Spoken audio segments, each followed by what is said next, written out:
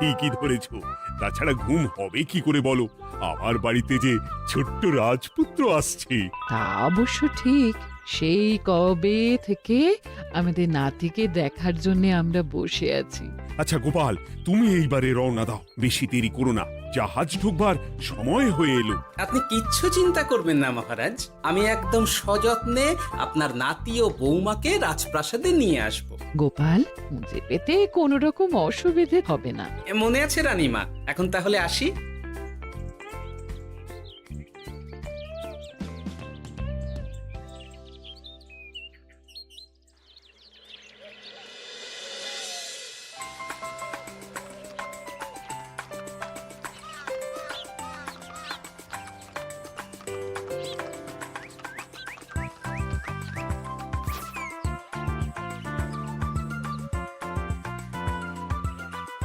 এসো এসো বৌমা, এসো। আরে আমার নাতি বাবুজি। বৌমা, পথে আসতে কোনো কষ্ট হয়নি তো? এইটুকু পথ আসতে কোনো রকম কষ্ট হয়নি মা। গোপাল কাকা এত ভালো যে কি বলবো। যাক যাক, গোপাল তাহলে আরো একবার আমার মান রাখলো। যতদিন গোপালের ধরে থাকবে তার প্রাণ, সে ততদিন মহারাজের রাখবে যে মান। হ্যাঁ মহারাজ, আমি থাকতে আপনি একদম চিন্তা করবেন না মহারাজ। বেশ বেশ বেশ। আমি তাহলে এখন আসি, কেমন? আরে আরে, কোথায় যাচ্ছ গোপাল? একেবারে মধ্যাহ্ন ভোজনটাও সেরে যাও। ও, ভোজনের ব্যবস্থা আছে? তাহলে তো থাকতেই হবে। ওই ভোজনের কথা শুনেই গোপালের জিভের ওজন বেড়ে গেল। তুমি থামো তো মন্ত্রী, আসলে আজ বিকেলেই আমাদের কুল গুরুদেব আসছেন। তোমরা সবাই থেকো, আজকেই নাতিবাবুর অন্নপ্রাশনের দিনটা স্থির করে নেব। এ তো বেশ ভালো কথা। বেশ তাহলে, বেশ ভালোই হলো। রোজ বাড়িতে খেতে খেতে জিভে একেবারে চড় পড়ে গিয়েছিল। বহুদিন পরে রাজবাড়ির পোলাও কোরমা খেয়ে পেট ভরাবো।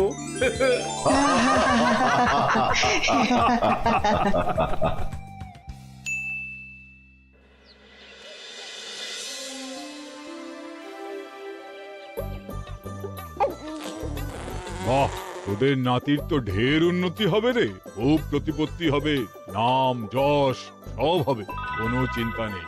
গুরুদেব, নাতির শরীর স্বাস্থ্য ভালো থাকবে তো? দেখ, এমনিতে খুব একটা কিছু অসুবিধা তো দেখছি না, তবে হ্যাঁ, সম্প্রতি একটা বড় সড়ো ঝড় বয়ে যাবে দেখা যাচ্ছে। কি সর্বনাশ গুরুদেব, এসব কি বলছেন? কথাটা কি সত্যি? আমি মিথ্যা বলি না, যা দেখলাম, ঈশ্বর আমাকে দিয়ে যা বলালেন তাই বললাম। তাহলে কি হবে গুরুদেব? এই বিপদ এড়াবার কি কোনো উপায় নেই গুরুদেব? ওরে, তোরা আমার পুরো কথাটা শোন, কথার মাঝেই যদি এত প্রশ্ন করতে থাকিস তাহলে আমি কিভাবে আমার কথাটা শেষ করব? হ্যাঁ, ক্ষমা করুন গুরুদেব, আপনি বলুন বলুন। শোন, ওর কপালে ঝড় থাকলেও সে ঝড় ঠিক কেটে যাবে, চিন্তা করিস না, ভগবান আছেন, উনি বিপদ ঠিকই কাটিয়ে দেবেন।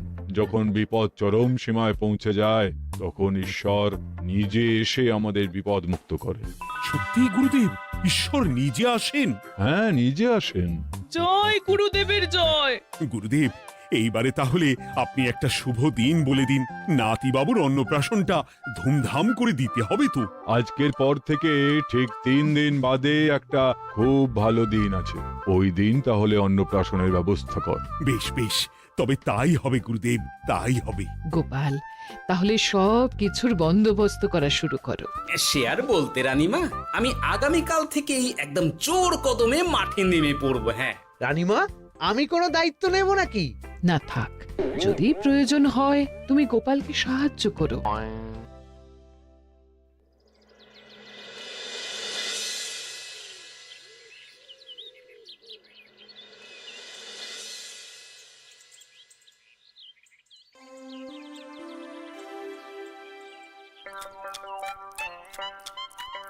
অপূর্ব হয়েছে রান্নাগুলো। সুযোগ পেয়েছে, একেবারে 3 দিনের খাওয়া খেয়ে নিচ্ছে। সুযোগ কি কেউ ছাড়ে মন্ত্রী মশাই? এই আপনি বলুন না, যখনই সুযোগ পান কোষাগার থেকে একেবারে থলি ভরে ভরে মোহর সরিয়ে। থাক, মুখ বন্ধ করো। আমার ঘাট হয়েছে বলাটা। তুমি বাবু মন প্রাণ ভরে খাও, কেমন? মহারাজ, এইরকম একটা খুশির দিনেও আপনার মুখে হাসি নেই কেন?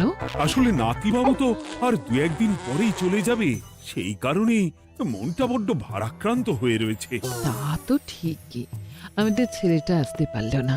যাও বা নাতি এলো, তাও তো এই কটা দিন কি আনন্দেই না কাটলো। আচ্ছা রানী, আমরা যদি আমাদের কাছে আরো কদিন নাতিবাবুকে রেখে দিই তাহলে কেমন হবে? মানে বৌমাকে তো ফিরতেই হবে। বিদেশে আমাদের খোকার কত কাজ বলো তো। আরে বাবা, বৌমা না হয় ফিরে গেল, নাতিবাবু কদিন আমাদের কাছে থেকে গেলে কি এমন হবে? কিন্তু দেখো না বৌমা, আমাদেরও তো একটু ইচ্ছে হয় নাতিপুতিদের নিয়ে খেলবো, আদর করব। দেখো না। ঠিক আছে ঠিক আছে, আপনাদের কাছে আমার বাবু সোনাকে রাখতে আমার কোনো চিন্তাই নেই। ব্যাস, তাহলে তো মিটেই গেল। মহারাজ, নাতিবাবুকে কদিন এখানেই রেখে দিন, আমরা সবাই আছি, ঠিক কোলে পিঠে করে তাকে সামলে নেব। বাবা বাবা, গোপাল তোমার সব দিকে কান খোলা থাকে তাই না? মহারাজ, আমি হলাম ভাঁড়, তাই মাটির ভাঁড়ের মুখটা যেমন খোলা থাকে তেমন আমার কানটাও সব সময় খোলা থাকে, বুঝলেন?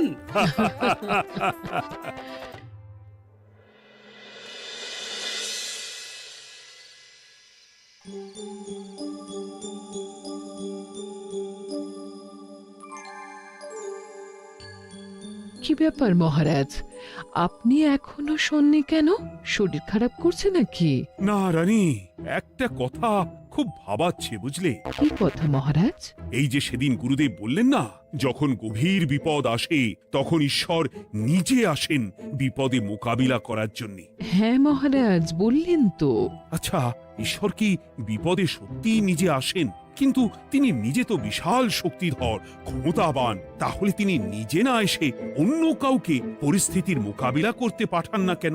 মহারাজ, ঈশ্বর কখনো কখনো নিজেই হয়তো আসেন, অথবা কখনো কারো দ্বারা বিপদ খণ্ডন করেন।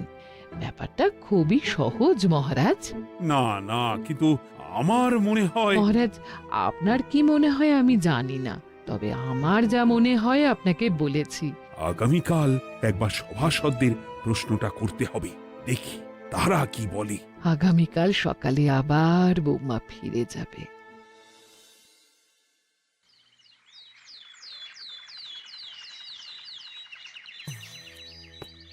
আমি তাহলে আসি। আমার সন্তানকে আপনাদের কাছে কদিনের জন্য রেখে গেলাম, ওকে খুব যত্নে সাবধানে রেখে দেবেন, কেমন? তুমি কোনো চিন্তা করো না মা, আমাদের নাতিবাবু একদম দুধে ভাতে থাকবে। কদিন একটু দেশের মাটিটা চিনে নিক, তারপর না হয় আবার বিদেশে পাড়ি দেবে। এই বলো সোনা।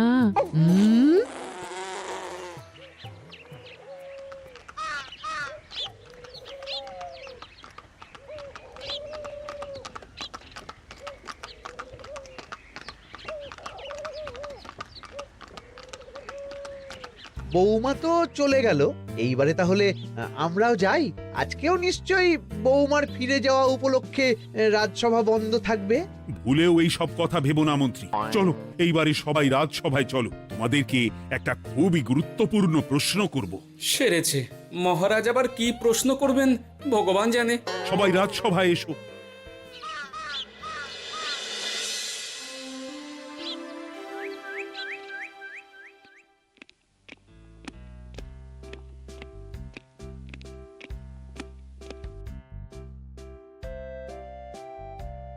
আচ্ছা, তোমরা সকলে বলো তো, ঈশ্বর কি সত্যি বিপদ খণ্ডনে এই ধরাধামে অবতীর্ণ হন?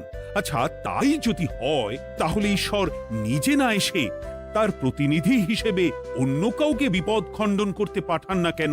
হ্যাঁ হ্যাঁ, ঠিকই তো।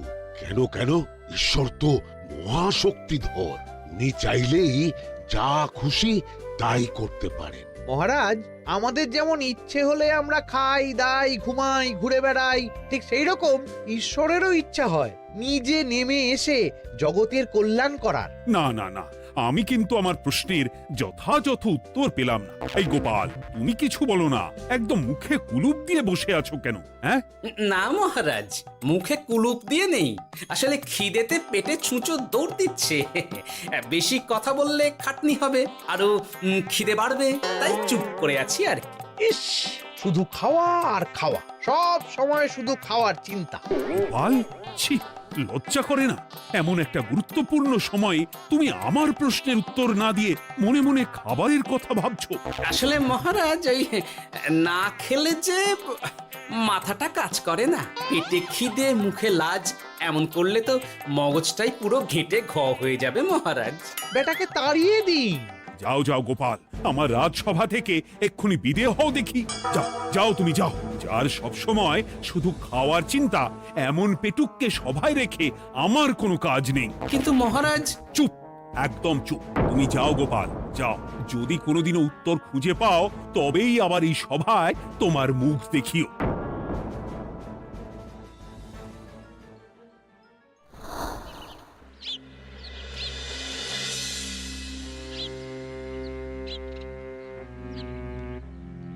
মহারাজ যে এমন সামান্য কারণে আমায় রাজসভা থেকে বার করে দেবেন ভাবতেও পারিনি। এখন কি যে করি, একে তো মাসের শেষ, সংসারে তুমুল টানাটানি। এক কাজ করি বরং, গিন্নিকে নিয়ে কদিন শ্বশুর বাড়ি চলে যায়, কদিন পায়ের উপরে পা তুলে আরাম করে আয়েশ করে দিন কাটাবো। হ্যাঁ, তাই করি।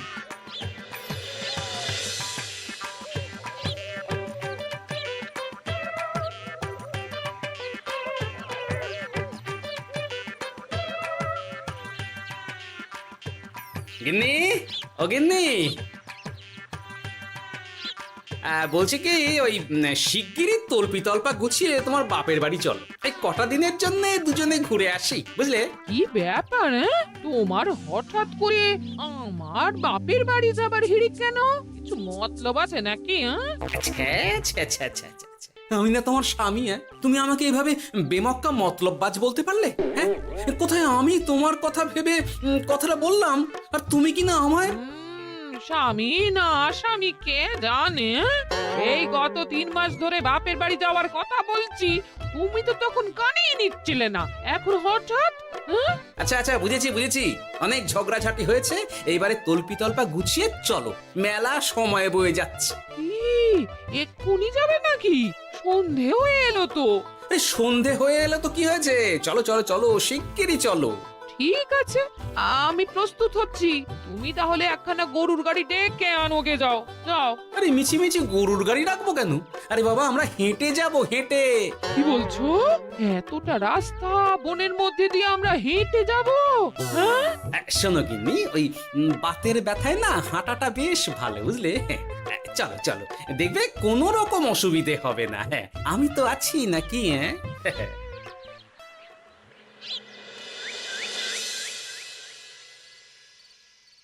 বাবা, হ্যাঁ, বনটা বেশ ঘন।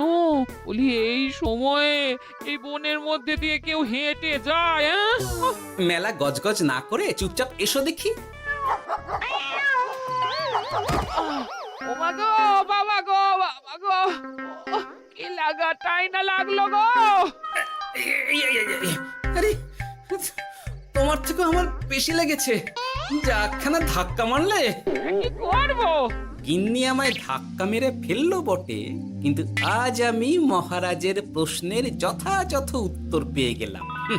বেড়াল ছানাটিকে বাঁচাতে কোনো কিছু না ভেবেই কিভাবে বেড়ালটা ওই বাঘা কুকুরটার দিকে তেড়ে গেল। হ্যাঁ, তার মানে বিপদে পড়লে সন্তানকে বাঁচাতে না, আমাকে এক্ষুনি একবার রাজপ্রাসাদে যেতে হবে, রানীমার সঙ্গে কথা বলতে হবে। আরে আরে আরে আরে, ওদিকে কোথায় চললে গো? ওদিকে তো তোমার শ্বশুর বাড়ি নয়? আরে বাবা, আমার নয়, তোমার শ্বশুর বাড়ির দিকেই আবার যাচ্ছি, বুঝলে? তার মানে আমরা আর যাবো না? না না, পরে যাব, তাড়াতাড়ি এসো দেখিনি। এ কি রে বাবা, লোকটার মাথাটা কি গেছে নাকি? কখন যে কি করছে নিজেরই ঠিক নেই, যত সব।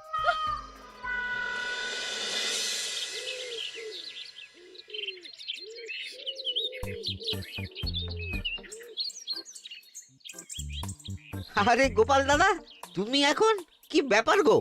আমি একটু রানীমার সঙ্গে দেখা করতে চাই, খুব দরকার। কিন্তু এখন তো সকলে ঘুমাচ্ছে, তাই আমি তো এখন তোমাকে ঢুকতে দিতে পারবো না। আরে অযথা কথা না বলে পথ ছাড়ো, ভিতরে ঢুকতে দাও। গোপাল দাদা, তুমি এই সময় ওই ঢোকার জন্য অহেতুক জেদ করো না। তাছাড়া আমি যতদূর জানি তোমায় তো মহারাজ তাড়িয়ে দিয়েছিলেন, তাহলে আবার বহাল হব, চিন্তা করো না। দয়া করে এখন ঢুকতে দাও। গোপাল দাদা। আহ পেয়াদা, এই এই কি ব্যাপার? এত হইচই কিসের? কি হয়েছে? রানীমা, আমি আপনার সঙ্গে একটু কথা বলতে চাই, বিশেষ দরকার আছে। এসো এসো, ভেতরে এসো। তাহলে মহারাজকে তোমার পরিকল্পনা মতো বাইরে নিয়ে যেতে পারলেই উনি ওনার প্রশ্নের উপযুক্ত জবাব পেয়ে যাবেন, বলছো? সে ব্যাপারে আপনি 100% নিশ্চিত থাকুন রানীমা। এখন আপনি শুধু আমার পরিকল্পনা অনুযায়ী মহারাজকে নৌকা বিহারে যেতে রাজি করান। তারপর কি হয় সেটা আপনি নিজেই সচক্ষে প্রমাণ পেয়ে যাবেন। তোমার উপরে আমার অগাধ আস্থা গোপাল। ঠিক আছে, তুমি যেমনটা বললে ঠিক ওইভাবেই আমি নৌকা বিহারের ব্যবস্থা করছি। রানীমা, দেখবেন এই পরিকল্পনাটা যাতে কোনোভাবেই পাঁচকান না হয়, তাহলে কিন্তু সব ভেস্তে যাবে। নিশ্চিন্তে থাকো গোপাল, কিচ্ছু হবে না, নিশ্চিন্তে থাকো।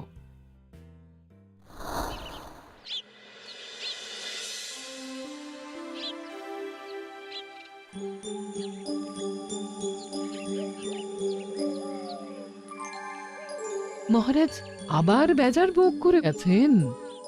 কি করব? আমি এখনো যে আমার প্রশ্নের উত্তর খুঁজে পাইনি। এইভাবে আপনি আর কতদিন মুখ ভার করে বসে থাকবেন শুনি? কি জানি, কিছুই আর ভালো লাগে না যে। বলছি শুনুন না মহারাজ, নাতিকে নিয়ে চলুন না, আমরা একটু নৌকা বিহারে যাই, তাহলে ওরও ভালো লাগবে আর আপনার মনটাও বেশ অন্যরকম হবে। ঠিক আছে, তাহলে চলো একটু নৌকা বিহার করে আসি।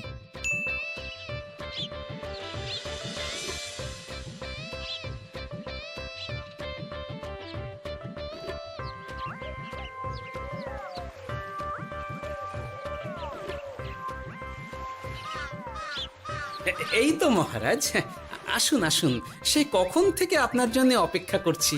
এ কি গোপাল, তুমি এখানে? কি ব্যাপার? তোমার সঙ্গে তোমার স্ত্রীও আছেন দেখছি। মহারাজ, কতদিন আপনাকে দেখিনি বলুন তো, তাই আজকে একদম সস্ত্রীক চলে এলাম। চলুন চলুন, সকলে মিলে নৌকো বিহার করে আসি। কিন্তু আমি তো তোমাকে তাড়িয়ে দিয়েছিলাম, তারপরেও তুমি। মহারাজ, অনেক তো হয়েছে, এখন এসব কথা ছেড়ে নৌকোতে টুকুস করে উঠে পড়ুন দেখি। কিন্তু মহারাজ অযথা দেরি করবেন না, চলুন উঠে পড়ুন।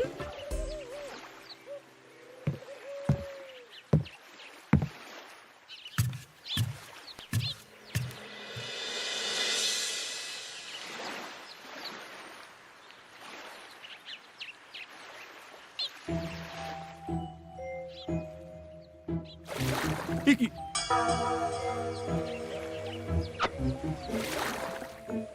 এই না,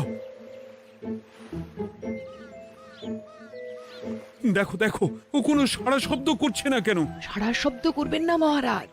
মানে এসব কি বলছো?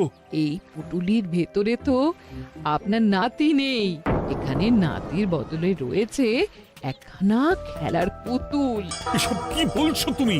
এইটা যদি পুতুলি হয় তাহলে আমার নাতিবাবু কোথায়? হ্যাঁ, আপনার নাতি এইখানে একদম সুরক্ষিত অবস্থাতেই আছে। যাক বাবা, আমি যে কি ভয় পেয়ে গেছিলাম তার কি বলবো। কিন্তু রানী, তুমি আমার সঙ্গে হঠাৎ কেন এমন ছলনা করলে? হ্যাঁ, আমার কথাই মহারাজ। কেন? আসলে আমি আপনাকে এই ঘটনার মধ্যে দিয়ে আপনার প্রশ্নের আসল উত্তরখানা দিতে চেয়েছিলাম, তাই। গোপাল, কি বলতে চাইছো একটু খুলে বলো তো। আপনি জানতে চেয়েছিলেন যে ঈশ্বর যেহেতু বিশাল ক্ষমতাধর, তাই সন্তানের বিপদে তিনি নিজে না এসে অন্য কাউকেও তো তার প্রতিনিধি হিসাবে বিপদটা কাটাতে পাঠাতে পারেন। হ্যাঁ, কিন্তু তার সঙ্গে এই ঘটনার কি সম্পর্ক শুনি? মহারাজ, পুতুলটি যখন জলে পড়ে গেল তখন আপনি সেটিকে নিজের নাতি ভেবেই একবারও কারুর জন্য অপেক্ষা না করে নিজের প্রাণের তোয়াক্কা না করে নাতিবাবুকে রক্ষা করলেন। মহারাজ, আমরা ঈশ্বরের মানব সন্তান। ঈশ্বর আমাদের সকলের হৃদয়ের ভিতরে বসবাস করে, তাই বিপদ হলেই তিনি ছুটে আসেন, কখনো নিজে, আবার কখনো বা কোনরূপ প্রতিনিধি মারফত। তাই ভবিষ্যতে আর কোনোদিনও ঈশ্বর সম্পর্কিত কোনরূপ সংশয় মনে রাখবেন না, কেমন? সাধু সাধু, ধন্য তোমার বুদ্ধি হে গোপাল। সত্যি যেভাবে তুমি একটা ঘটনার মধ্যে দিয়ে আমায় আমার প্রশ্নের উত্তরটা ব্যাখ্যা সমেত, তার কোনো তুলনা হয় না। তোমার যে আর কিভাবে প্রশংসা করব তাই ভাবছি। মহারাজ, আমার আর প্রশংসা না করে ওই পেট পুরে একটু ভালো মন্দ খাওয়ান তো দেখি, তাহলেই হবে, আর কিচ্ছু চাই না। আচ্ছা আচ্ছা, বেশ বেশ, তাই হবে। আগামী 7 দিন তোমার সস্ত্রীক সহ রাজবাড়িতে দুবেলা আহারের নিমন্ত্রণ থাকলো, কেমন? ব্যাস, আর কি চাই?